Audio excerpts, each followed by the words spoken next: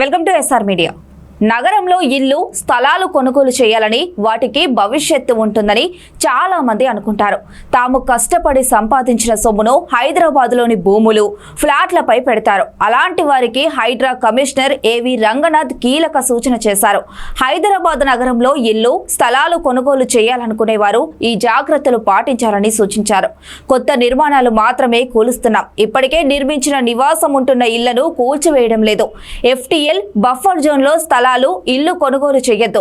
కొనుగోలు చేసేటప్పుడు జాగ్రత్త పాటించాలి. ఈ తర్వాత ఇబ్బందులు పడద్దు అని హైడ్రా కమిషనర్ రంగనాథ్ సూచించారు. హైడ్రా ప్రకటనలో కీలక అంశాలు ఇలా ఉన్నాయి. FTL బఫర్ జోన్ లో నిర్మించిన కట్టడాలు ఆక్రమించినప్పటికీ ఇల్లు నివాసం ఏది కూల్చివేయడం లేదు. FTL బఫర్ జోన్ లో వచ్చే కొత్త నిర్మాణాలు మాత్రమే కూల్చివేస్తాం. మాదాపూర్ లో సున్నం చెరువు, దుండిగల్లోని మల్లంపేట చెరువులో ఈ రోజు కూల్చిన నిర్మాణంలో ఉన్నాయి. FTL బఫర్ జోన్లలో అనుమతి లేకుండా నిర్మిస్తున్నారు.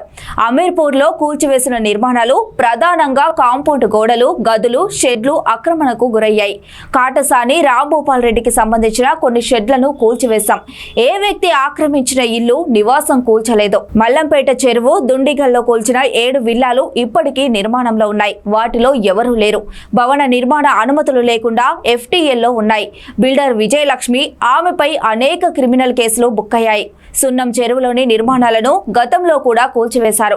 కానీ వాటిని మళ్లీ తిరిగి నిర్మిస్తున్నారు. అందుకే వాటిని కూల్చేశాం. బిల్డర్ విజయలక్ష్మి, మాజీ ఎమ్మెల్యే కాటసాని రాంభూపాల్ రెడ్డి తదితరులపై స్థానిక పోలీస్ స్టేషన్లో క్రిమినల్ కేసులు నమోదయ్యాయి. వారిపై చాలా ఫిర్యాదులు వచ్చాయి.